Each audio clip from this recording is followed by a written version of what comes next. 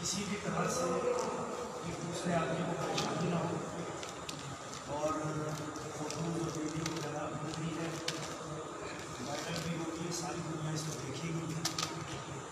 اس مجلس کو آپ صرف مجلس نہ سمجھیے، یہ مان کے چلیے کہ آج کی مجلس آنے والے محرم کا پیش ہے. آج جس طرح سے ہم مجلس عزا کو برپا کر رہے ہیں، محرم الحرام میں انشاءاللہ اگر راستے کھل جاتے ہیں تو جیسے عزاداری ہوتی آئی ہے انشاءاللہ اسی طریقے سے عزاداری ہوتی. لیکن اگر پرمیشن وغیرہ نہیں مل پاتی ہے تو پھر یہی رویہ ہمارا انشاءاللہ محرم میں رہنا ہے. ہر امام بارگاہ میں یہی اہتمام ہونا ہے، نوجوانوں کو یہ اہتمام کرنا ہے. سب لوگ فاصلے سے بیٹھیں، سب لوگ ایک دوسرے سے دوری بنائے رہیں، ماسک وغیرہ یا رومال وغیرہ رکھے رہیں.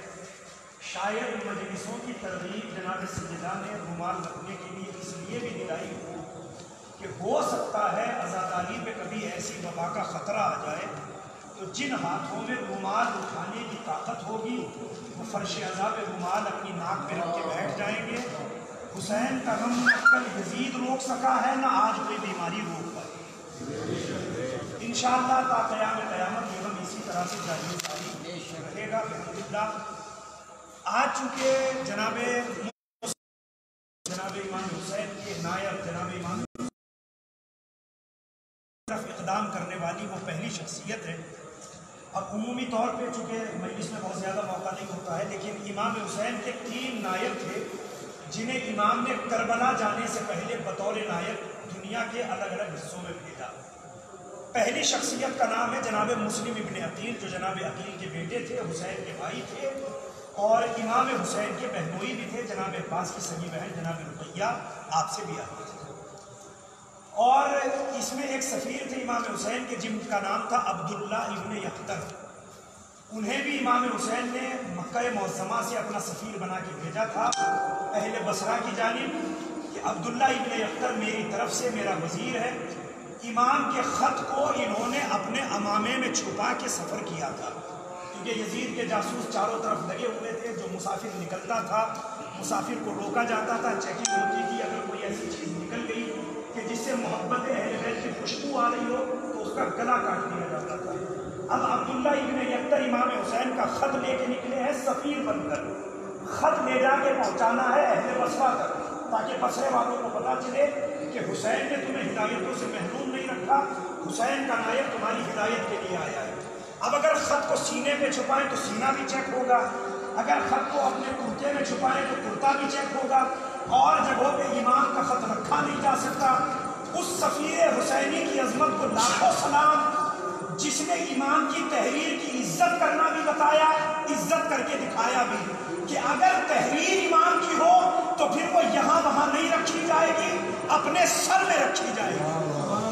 تو جناب عبداللہ ابن یختر امام حسین کے سفیر بن کے بصرے کی جانب گئے. ایک اور سفیر تھے جناب قیس ابن مسہر، جنہیں امام حسین نے اپنا سفیر بنایا اور اہل موصل کی جانب روانہ فرمایا. اب جناب عبداللہ ابن یختر اور جناب قیس ابن مسہر کے حوالے سے چونکہ یہ مجلس نہیں ہے تو میں اس کے حوالے سے عرض نہیں کر رہا ہوں، لیکن نام میں نے آپ کے سامنے لکھ دیا ہے. مجلس کا عنوان ہے جناب مسلم کی شخصیت. جہاں تک میری آواز جا رہی ہو، چونکہ مجھے 2 جملے کہنے کے بعد پھر اسی عزاداری کی طرف آنا ہے. یہ جملے اس لیے کہ آج جناب مسلم کی یاد میں مجلس ہے. ایک ایک آدمی جو شریک مجلس عزا ہوا ہے وہ اپنے اپنے ہاتھ اٹھا کے احساس دلا دے، اپنی زبان کو زحمت دے کے احساس دلا دے کہ وہ مسلم کی مجلس میں شامل ہو گیا ہے.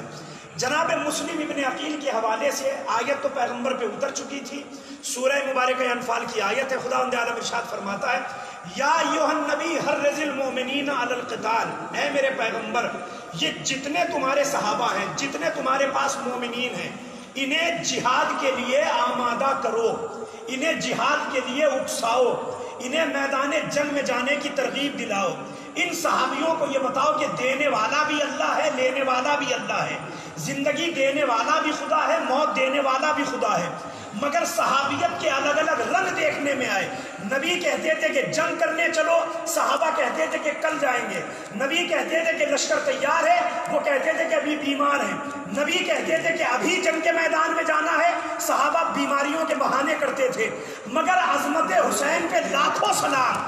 حسین نے جس کو آواز دی، کوئی کوفے میں تھا تو کوفے سے آیا، کوئی مکے میں تھا تو مکے سے آیا. تو انتہا تو یہ ہے کہ گلے کٹا کے جو کربلا میں سو رہے تھے، اگر مردوں کو بھی حسین نے بلایا تو بدن نے کربلا میں لہرا کے کہا حسین ہم حاضر ہیں. سبحان اللہ. تو کہاں عظمت حسین؟ پیغمبر اکرم سے خدا عالم کہتا ہے حرض المؤمنین علی القتال، جہاد کے لیے آمادہ کرو. اور صحابہ کرام بہانے بازیاں تلاشتے.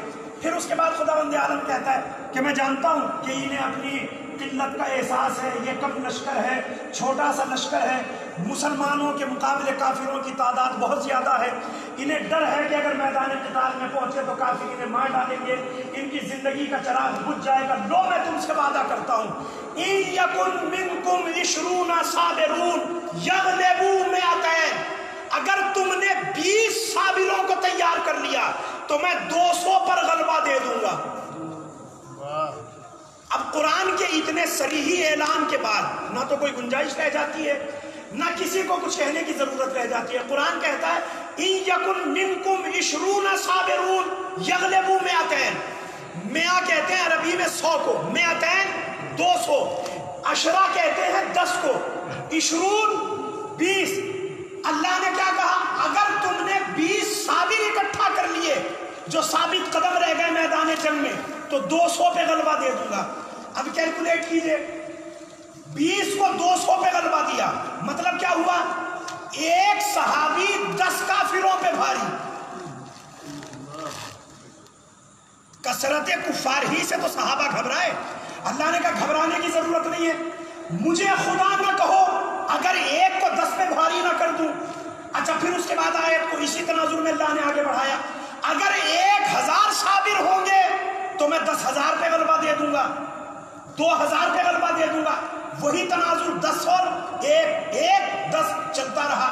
مگر اللہ نے جب ان مسلمانوں اور صحابیوں کی نیتوں کو دیکھا تو نیتوں کو دیکھ کے خداوند عالم کہتا ہے من الذین کفروا یغلبوا من الذین کفروا، میں کافروں پر غلبہ دے دوں گا باذن اللہ. اللہ کا اذن تمہارے ساتھ ہوگا. اب تمام تاریخوں میں جب میں اذن اللہ کو پڑھ رہا تھا تو اذن اللہ کے حوالے سے مجھے امیر کائنات کا ایک قول نظر آیا کہ اللہ نے قرآن میں جہاں جہاں باذن اللہ کا لفظ استعمال کیا ہے تو باذن اللہ سے مراد میں ہوں. اب بھی اگر مولائیوں کی سمجھ میں نہیں آیا تو مجلس تو اسی ایک جملے پہ ہو چکی ہے. اللہ کہتا ہے کہ 1-10 پہ غالب آئے گا باذن اللہ، علی کی وجہ سے، علی کی وجہ سے، علی کی وجہ سے. تو بھائی یہی تو میں دنیا کو کہنا چاہتا ہوں کہ کورونا کی بیماری چاہے جتنی پھیل جائے، ایک اکیلا علی والا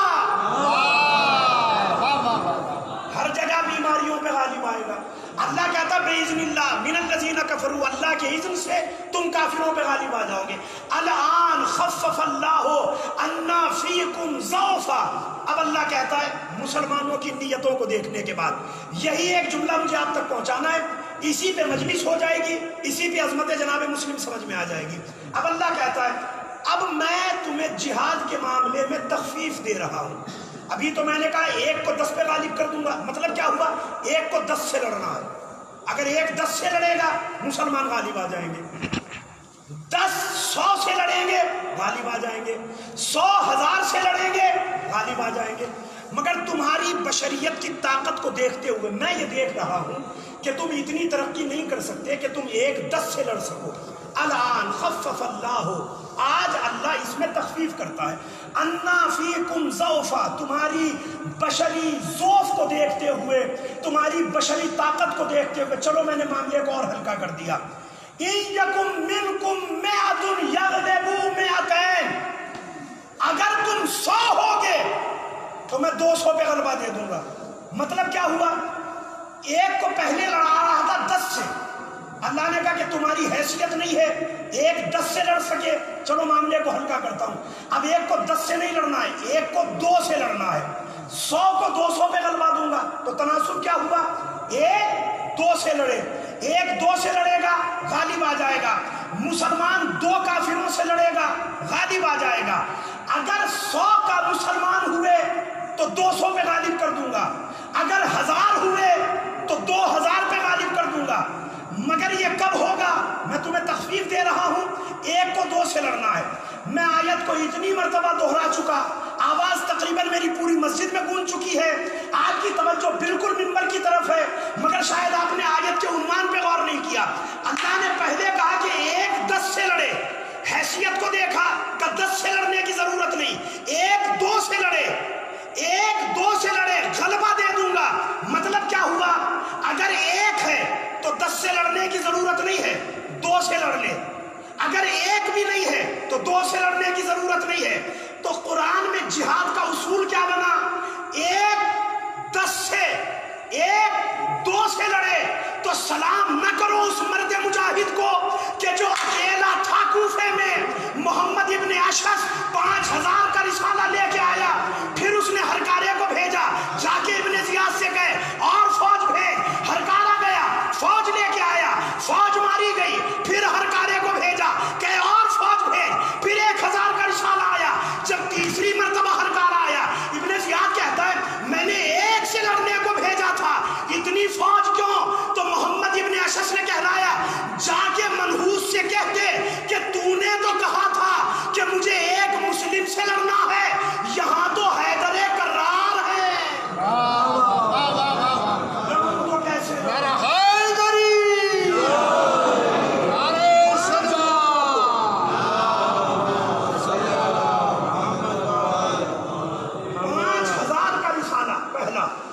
3000 2000 5 پھر 1000 کا رسالہ، 6000 لوگوں کا رسالہ فوجیوں کا، اور لڑنے والی ذات ہے اکیلے جناب مسلم کی۔ اور محمد ابن اشعث بار بار کہتا ہے جا کے ابن زیاد سے کہے اور فوج بھیج، اور فوج بھیج، اور فوج بھیج۔ بلکہ جو تاریخ میں جملہ خود محمد ابن اشعث نے جناب مسلم کے لیے کہا، اگر اس جملے کو پڑھیے تو آپ کو احساس ہوگا کہ ہاشمی کون ہے اور غیر ہاشمی کون ہے۔ انا ارسلتنی الی بقال من بقاقیل الکوفہ وَوَلَلْحَائِكَ مِنَ الْحِیرَةِ بَلْ هُوَ حَیدَرٌ کَرَّارٌ۔ تو کیا سمجھتا ہے کہ میں کسی سبزی بیچنے والے سے لڑ رہا ہوں؟ اللہ اکبر۔ اب دیکھیں یہ لشکر کا سالار محمد ابن اشعث اکیلے جناب مسلم، اور اپنے مالک کو لکھ کے کیا بھیجتا ہے؟ ہرکارے کے ذریعے کیا کہلاتا ہے؟ تو نے کیا سمجھ رکھا ہے کہ میں کوفے کے سبزی بیچنے والے سے لڑ رہا ہوں یا کسی جلاہے کی فوج سے لڑ رہا ہوں؟ میں تو یہ دیکھ رہا ہوں کہ اکیلا مسلم نہیں ہے، میری نظر جدھر بھی جاتی ہے ادھر بھی علی، ادھر بھی علی، ادھر بھی علی۔ ایک علی سے لوہا تو دنیا لے نہ سکی، اور تو مجھے اتنے علیوں سے لڑنے بھیج رہا ہے۔ اکیلے تھے مسلم، لڑنے والا کہتا ہے کہ مجھے تو نے علیوں سے لڑنے بھیج دیا۔ اس کے بعد روایات کہتی ہیں حملے پہ حملہ ہوتا رہا، حملے پہ حملہ ہوتا رہا، اور جناب مسلم کا عالم یہ ہوا کہ سر سے لے کر پاؤں تک زخموں سے چور ہوا۔ یہ صرف آپ کو احساس کرنا ہے، مجلس اعزا کسی اور عنوان سے نہیں ہے، صرف جناب مسلم کے عنوان سے، مگر وہ مسجد کے اس کونے سے لے کر یہ ماشاءاللہ یہاں تک لوگ بیٹھے ہوئے ہیں فاصلہ بنا کے۔ اسی فاصلے کو آپ کو محرم میں اختیار کرنا ہے۔ پوری دنیا شیعت سے اپیل کر رہا ہوں میں، بات بہت دور تک جا رہی ہے، لائیو چل رہی ہے، کل آپ اس کو چلائیے گا، کل اس کو وائرل کیجیے گا، ابھی سے رات سے وائرل ہونے لگے گی، دنیا دیکھے گی، دنیا دیکھ کے سوچے گی کہ جب ایک قوم ناموتے میں بیٹھنے والی جب وہ اتنا بڑا مجمع جمع کر سکتی ہے جناب مسلم کے نام پر، تو مسلم جس کا نائب بن کے کربلا سے یہاں آیا تھا، تو حسین کے نام پہ کتنا بڑا مجمع ہونا چاہیے۔ تو آپ خود اندازہ لگائیے کہ جب سفیر حسینی کے نام پر آپ اس نظم و نسق کے ساتھ بیٹھ سکتے ہیں، مجلس سن سکتے ہیں، میں اتنی ہمت کر سکتا ہوں کہ بغیر مائک کی میری آواز اس پورے مجلے تک جا سکتی ہے، تو انشاءاللہ طاقت دینے والی جناب سیدہ ہیں، وہ ذاکر کو طاقت دیں گی، مرثیہ خان کو طاقت دیں گی، نوحہ خان کو طاقت دیں گی۔ اور مجمع میں بیٹھنے والے ایک ماسک ہے روزانہ دھوتے رہیے، ہر متولی کو بھی خرچ کرنے کی ضرورت نہیں ہے، ہر امام بارگاہ کا متولی اس بات کا خیال کرے جیسے آپ نے ابھی دیکھا کہ تبرک آنے سے پہلے بانٹ دیا گیا، انشاءاللہ ماہ محرم میں بھی اگر آزادی نہیں مل پاتی، اسی طرح سے کرنا پڑا، تو تبرک امام بارگاہ کے دروازے پر رکھیے، آتے آتے لوگوں کو تبرک تقسیم کر ڈالیے۔ اس کا فائدہ یہ ہوگا کہ جب مجلس تمام ہوگی تو جیسے ایک ساتھ مجمع نکلتا ہے اور وہ تبرک پہ ٹوٹتا ہے، خدا نخواستہ کوئی تبرک کا محتاج نہیں ہے، بس یہ ایک نسبت ہے کہ چونکہ مجلس کا تبرک ہے تو ہر آدمی چاہتا ہے کہ کم سے کم چکھنے بھر کو مل جائے یا بچوں کے لیے مل جائے، لیکن اس میں عالم یہی ہوتا ہے کہ مجمع ایک ساتھ ٹوٹتا ہے تو بھیڑ ایک ساتھ جمع ہوتی ہے، بھیڑ جمع ہوگی تو روکنے والے آپ کو ہزار ہو جائیں گے، لیکن جب بھیڑ جمع نہیں ہے تو نہ کوئی روکنے والا ہے نہ پھر کوئی آپ کو ٹوکنے والا ہے۔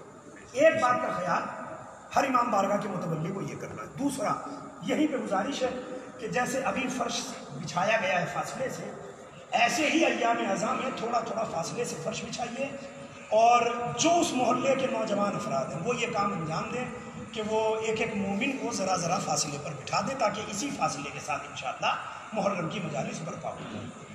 مجلسیں کرنا ہمارا مقصد ہے، فتنہ و فساد پھیلانا مقصد ہے۔ واہ واہ واہ واہ واہ۔ ہم نہ کسی حکومت کے خلاف ہیں، ہم نہ کسی پولیس کے خلاف ہیں، نہ پرشاسن کے خلاف ہیں، نہ ڈیزاسٹر ایکٹ کے خلاف ہیں کہ جو اس وقت ہندوستان میں لگا ہوا ہے وہ لگا رہے، لیکن عزاداری ہمیں اسی انداز سے انشاءاللہ محرم الحرام میں برپا کریں۔ تیسری اور اہم گزارش، چونکہ سب نوجوان موجود ہیں، یہ سب ماتمی دستے کے علمبردار ہیں، یہ ماتمی دستے میں کھڑے ہوتے ہیں، انہی نوجوانوں کے دم پر یہ عزاداری جاری و ساری ہے، اور انشاءاللہ ان کی جوانیاں سلامت رہیں، اللہ ان کو سلامت رکھے، آگے بھی انشاءاللہ عزاداری اسی طرز و احتشام سے جیسے ہوتی آئی تھی ہوتی رہے گی۔ خصوصی گزارش آپ حضرات سے یہی ہے کہ جیسے آپ اس وقت مجلس میں یہاں پہ شامل ہیں تو آپ کو مجلس کے بعد ایک نوحہ پڑھنا ہوگا، ہر امام بارگاہ میں انجمنیں لگیں گی، نوحے پڑھے جائیں گے، تو اس موقع پہ آپ سے گزارش ہے کہ فاصلہ بنا کے ماتم کیجیے، ایک مجلس میں انجمن طے کر لے کہ آج اس کا کون سا نوحہ خان نوحہ پڑھے گا، 10 منٹ کا نوحہ ختم، ماتم ختم کر کے آپ لوگ اپنے اپنے گھر انشاءاللہ جائیے، اور جس محلے میں دوسرا امام بارگاہ تو پھر جا کے اس امام بارگاہ کی مجلس کو لوگ بٹ کے اس مجلس کو بھی برپا کر لیں اور یہ اپنے محلے کی مجلس کو بھی برپا کر لیں، تاکہ کہیں بھی بہت زیادہ مجمع جمع نہ ہونے پائے۔ اور میں نے پہلی مجلس میں بھی آپ حضرات سے کہا تھا، چھتے کی مجلس میں، کہ مجلس آزاد جتنے امام بارگاہ جو رات میں مجالس برپا کرتے ہیں ان سے دست بستہ گزارش ہے، مؤدبانہ گزارش ہے کہ ساری مجلسوں کا ایک وقت معین کر لیجئے، 8 کا 8:30 کا یا نماز کے فوراً بعد کا، ساری مجلسیں ایک وقت پہ شروع کر دیجئے، تاکہ ایک وقت مجلس شروع ہو، ایک وقت پہ مجلس ختم ہو جائے، آدھے گھنٹے یا 40 منٹ کی مجلس کیجئے، اور اسی میں نوحہ خان مرثیہ خان کا ٹائم بانٹ دیجئے، معین کر دیجئے کون مرثیہ پڑھے گا کون نوحہ پڑھے گا، ذاکر کو 10 12 15 منٹ کا ٹائم دے دیجئے، اور آدھے گھنٹے 40 منٹ میں مجلس ختم کر کے آپ اپنے اپنے گھر چلے جائیں گے، کیونکہ مجلسیں کرنا مقصد ہے، اس کے علاوہ مقصد کچھ اور ہمارا نہیں ہے۔ شاید جلوس نہ نکل پائیں، شاید نہ نکل پائیں، ہو سکتا ہے کہ کوشش کی جائے جلوس بھی نکل جائے، لیکن امید کم ہے کہ شاید جلوس وغیرہ نکل پائیں، تو اگر جلوس نہیں نکل رہا ہے تو عاشور کا ایک جلوس آپ کو کرنا ہے، یہ آپ کی درگاہ ہے یہاں قریب میں، پورے قصبے سے الگ ہے، کوئی آبادی نہیں ہے، 110 بیگھے کا ماشاءاللہ ہمارا قبرستان ہے، ایک انجمن درگاہ پہ لگ جائے، ایک دادا مراجی پہ لگ جائے، ایک درگاہ میں لگ جائے، ایک مسجد کے سامنے والے قبرستان میں لگ جائے، چاروں انجمنیں کھڑے ہو کے الگ الگ ماتم کر لیں، اور درگاہ کی جو انتظام ہے وہ ایک مائک کا اہتمام کر دے تاکہ شام غریبہ کی مجلس یہیں پہ یہیں بیٹھے بیٹھے آپ کی ہو جائے۔ امام بارگاہوں میں مجلس کا اگر اہتمام ہو سکتا ہے تو ہو، اگر نہیں ہو سکتا ہے تو شام غریبہ ایک کر کے اس سال، چونکہ غریبوں کی مجلس ہے، غربت کا احساس کرتے ہوئے ایک مجلس یہاں سے کر کے آپ اپنے گھروں کو چلے جائیے۔ ظاہر ہے کہ جلوس نہیں ہے تو واپسی بھی نہیں ہے، تو واپسی بس آپ اپنا نوحہ گنگناتے ہوئے جو 2 4 10 20 لوگ ساتھ ساتھ جائیں وہ اپنے اپنے محلے چلے جائیں، چونکہ گزرنے والوں پہ کہیں کوئی پابندی انشاءاللہ نہ ہے اور نہ آئندہ ہوگی، تو اس میں کوئی واپسی کی باقاعدہ شکل نہیں ہوگی، بس آپ کو نکلے چلے جانا۔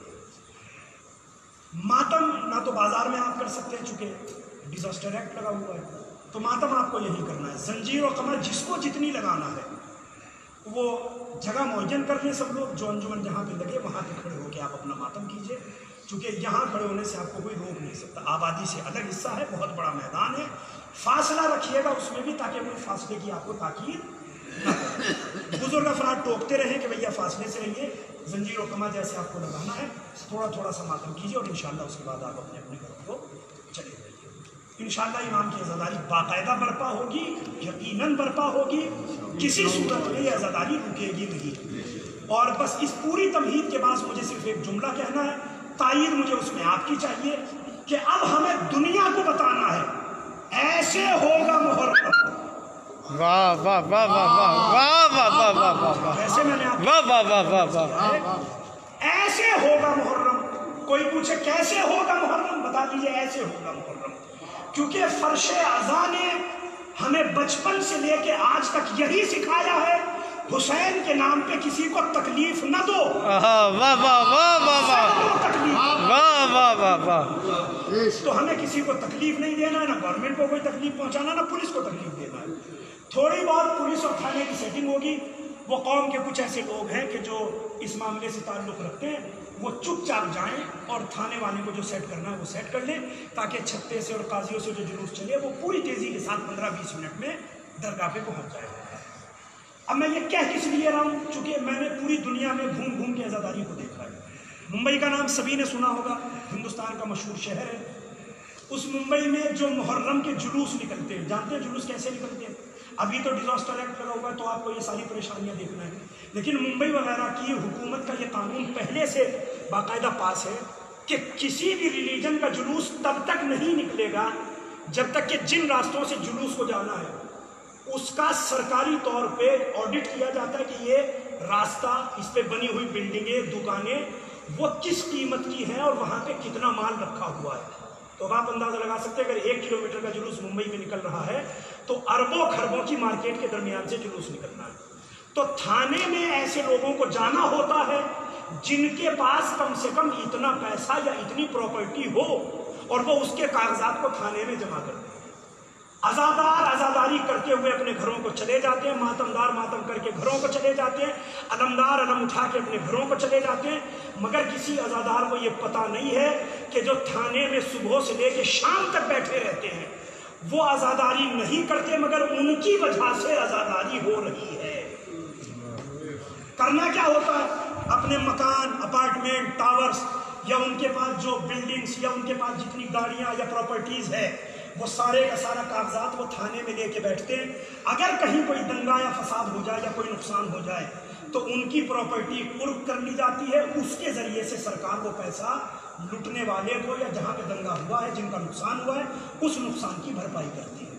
تو اب آپ اندازہ لگائیے، ہمارا ماتم کر لینا بہت آسان ہے، مگر جن کی وجہ سے ہم ماتم کر رہے ہیں ان کا ساری پراپرٹی کا تھانے میں لے کے بیٹھنا بہت بڑا کارنامہ ہے۔ الحمدللہ آج تک عزاداری میں کسی طرح کا کوئی رخنا نہیں پڑا، کہیں کوئی جھگڑا نہیں ہوا، کہیں کوئی فساد نہیں ہوا۔ یہ فساد ہوا کیوں نہیں؟ کیونکہ کوئی ہے کہ جو پردے میں چھپا ہوا ہے، وہ سارے فسادات کو محرم کے نام پہ وہ دبا دیتا۔ تو اپنے امام پہ بھروسہ کیجئے اور انشاءاللہ عزاداری کے لیے آمادہ ہو جائیے۔ ایک موقع جناب مسلم کی عزا کا آیا ہے، غدیر کی محفل آنا ہے، انشاءاللہ غدیر کی محفل کریں گے، جیسے مجلس ہوئی ہے ایسے ہی غدیر کی محفل انشاءاللہ برپا کی جائے گی۔ جگہ بدل سکتی ہے لیکن انشاءاللہ غدیر کی محفل کریں گے۔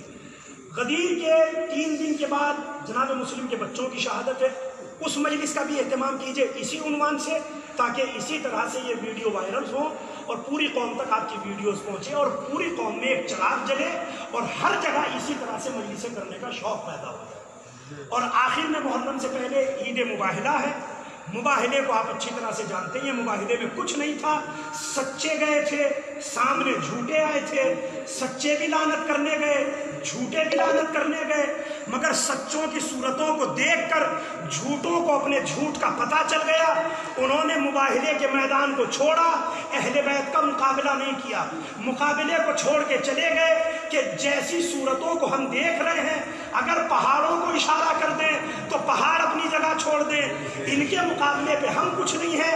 آخری محفل مباہلے کی کریں، کورونا پہ اتنی لعنت کریں، اتنی لعنت کریں، اتنی لعنت کریں کہ کورونا جیسے مباہلے میں نصارہ بھاگے تھے ایسے دنیا سے کورونا کی بیماری ختم ہو جائے۔ اور انشاءاللہ مباہلے کے بعد 1 ہفتے کے اندر ایام عزا کا چاند نظر آ جائے گا اور پھر وہی فرش عزا ہوگا، وہی عزاداروں کے سینے ہوں گے، عزاداروں کا ذہن و دل و دماغ ہوگا، ماتمداروں کی انجمنیں ہوں گی، ذاکر ممبر پہ بیٹھا ہوگا، غریب کے مصائب پڑھے جائیں گے۔ عزیزوں، کچھ سوچنے کی ضرورت نہیں ہے، گھبرانے کی ضرورت نہیں ہے۔ شیعہ متحد قوم ہے، متحد ہو کے عزاداری کرنے کی کوشش کریں، نہ اس میں کسی کو شکوے کی ضرورت ہے، نہ شکایت کی ضرورت ہے۔ بس یہ سوچ کے ماتم کریں کہ غریب کا ماتم ہے، بڑی غربت میں کیا جا رہا ہے، بس اتنا احساس رکھیں۔ اور آج جس غریب کی یہ مجلس ہے، آپ اچھی طرح سے جانتے ہیں، مسلم ابن عقیل جناب عباس کی بہنوئی، سگے بہنوئی، جناب رقیہ سگی بہن تھی جناب عباس کی۔ جناب رقیہ 2 بچے جناب مسلم کے ساتھ تھے اور ایک بیٹی تھی جو جناب رقیہ کے ساتھ آئی۔ حسین کا قافلہ مکے سے چلا ہے کربلا کی طرف یا کوفے کی طرف۔ جیسے جیسے منزل زبالہ کے قریب میرا مولا پہنچا ہے اور وہاں جا کے امام حسین نے قیام کیا، تو امام حسین منتظر ہیں کہ کوئی ایسا آ جائے کہ جو مسلم کی خبر دے۔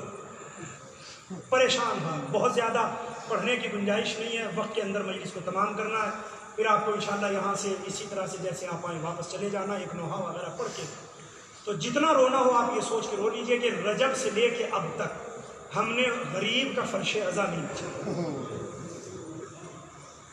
اس ماں کو پرسہ دینا ہے، اجڑی ہوئی ماں کو رونا ہے، اس ماں کو اس کے لال کا پرسہ دینا ہے کہ جب اس نے مدینہ چھوڑا تھا تو ماں نے اپنی قبر کو چھوڑ دیا۔ بھئی یہ سوچ کے ماتم کرے، میرے جملے جہاں تک پہنچ جائے، جس کے دل پہ چوٹ لگے وہ جناب مسلم کا ماتم کرنے کے لیے تیار ہو جائے۔ حسین ایک ایک آدمی کو دیکھ رہے کہ کوئی میرے بھائی کی خبر دے دے۔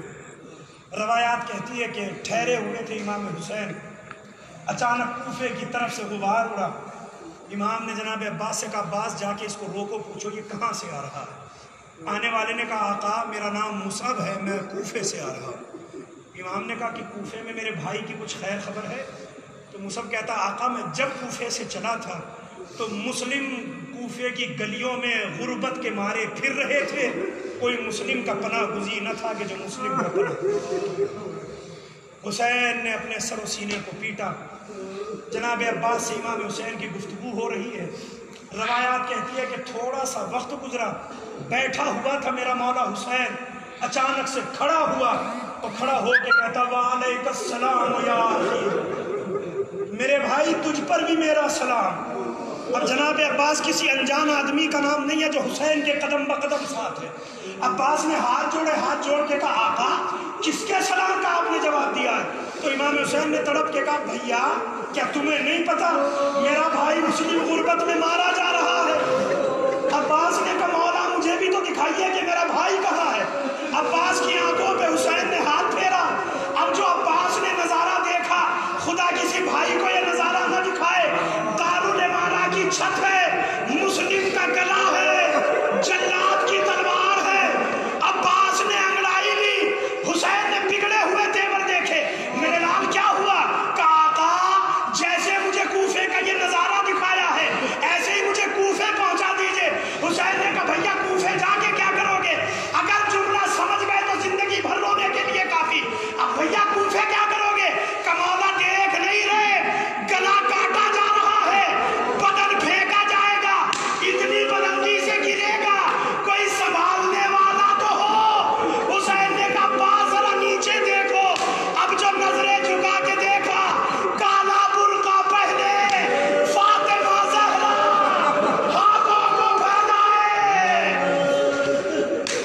اجرکم اللہ، اجرکم اللہ۔ تو ختم ہو گئی مجلس، 2 جملے بس اور مسائل کے اور یہیں پہ مجلس کو ختم کرنا۔ ذہن میں نہیں ہے کہ کہاں کی مجلس کا معاملہ تھا، لیکن کسی ذاکر نے خود اپنی زبانی اس واقعے کو بتایا تھا کہ مولانا میں نے مجلس میں جملہ پڑھا تھا، چونکہ ایک سال کسی گاؤں میں ایسی پریشانی آ گئی کہ جناب مسلم کی شہادت کی مجلس نہیں کر سکے۔ وقت گزر گیا، مسلم کے بچوں کی شہادت کی تاریخ آ گئی۔ 9 کو جناب مسلم کی شہادت ہے، 21 کو جناب مسلم کے بچے محمد اور ابراہیم کی شہادت ہے۔ 9 10 11 12 13 14 15 16 17 18 19 20 21 13 دن بعد 13ویں دن جناب مسلم کے بچوں کی شہادت ہے۔ اتفاق یہ ہوا کہ مسلم کی شہادت کے جو دن گزرے تھے وہ جناب مسلم کے بچوں کی شہادت تک آ گئے، مجلس نہیں ہو سکی۔ ایک بانی فرش ازا نے بڑا اہتمام کر کے اس نے کہا کہ نہیں اب مجھے بچوں کی مجلس کرنا ہے، یہ بچے باپ سے بچھڑ گئے تھے، میں ان بچوں کے لیے مجلس ازا برپا کروں۔ اس نے مجلس کا عنوان رکھا مسلم و طفلان مسلم کی مجلس۔ جو سمجھ گیا اس کے رونے کے لیے کافی ہے، جو نہیں سمجھا بس اسے میں اپنے جملے میں سمجھا دوں گا، سمجھ گئے تو آپ کے رونے کے لیے بہت ہوگا۔ اس نے جناب مسلم اور طفلان مسلم کے نام سے مجلس کو برپا کیا۔ ذاکر ممبر پہ گیا، ممبر پہ جا کے اس نے بڑا عجیب سا جملہ کہا، آج تک مسلم اور مسلم کے بچوں کی مجلس الگ ہوتی تھی، آج اس بانی مجلس کا کتنا شکریہ ادا کروں، اس نے بچھڑے ہوئے باپ اور بیٹوں کو ملا دیا۔ اجرکم اللہ، شاید احساس ہو جائے تو رونے کے لیے کافی ہے۔ میں اس بانی مجلس کا کتنا شکریہ ادا کروں، اس نے بچھڑے ہوئے باپ سے بچوں کو ملا دیا۔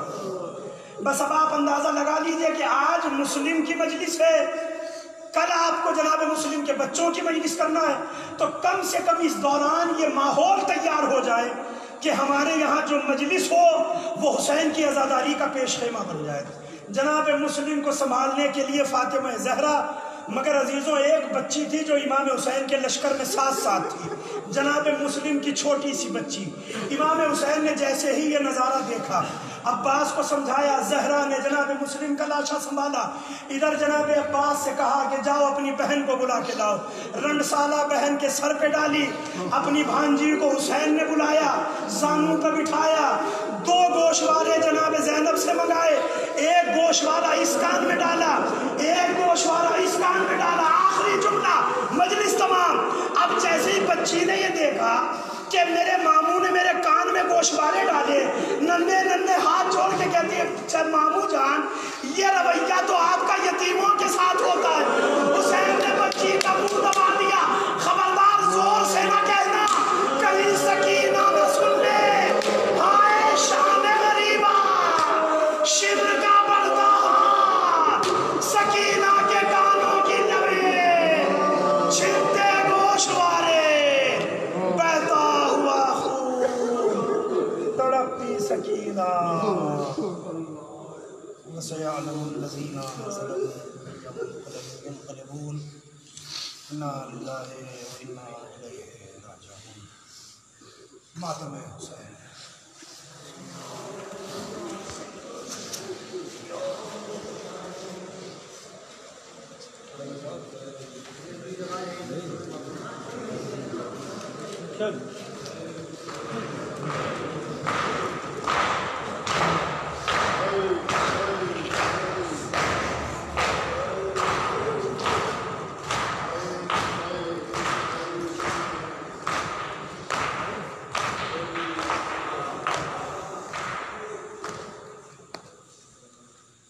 چار بند پڑھ لیجئے، کوئی نوحہ خان اگر ہیں ادھر پڑھ رہے پڑھا۔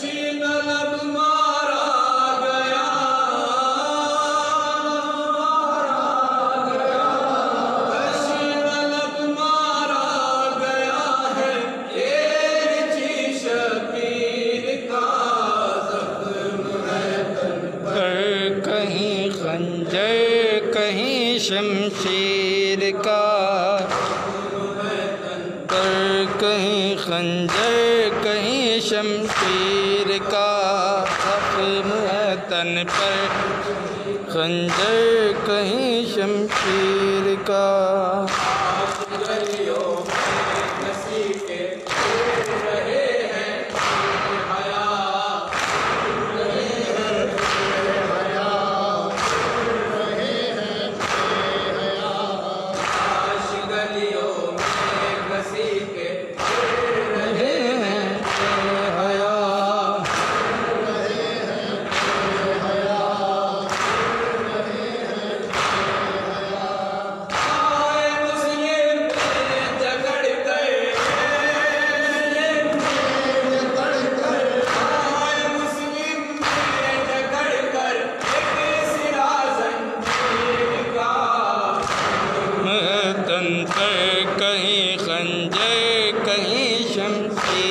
کا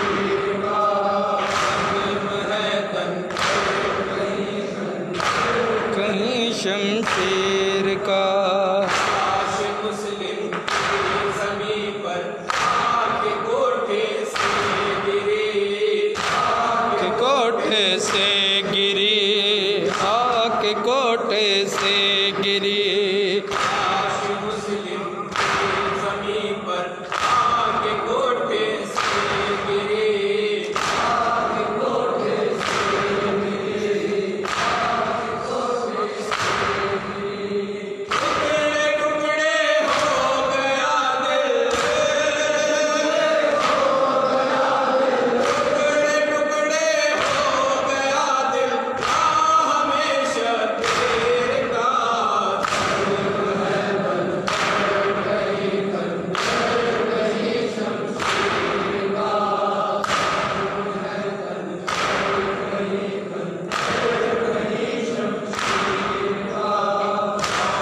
جس کی لاش کھینچی آ رہی ہے مکو،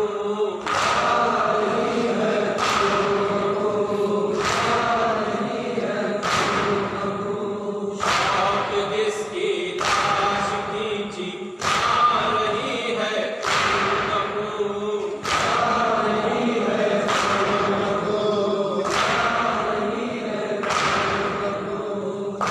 خدا وارث ہے وہ بھی،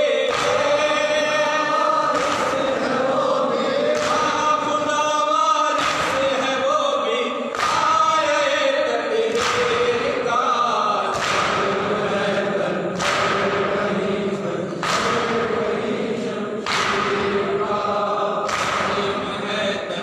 ہے کہیں خنجر کہیں شمشیر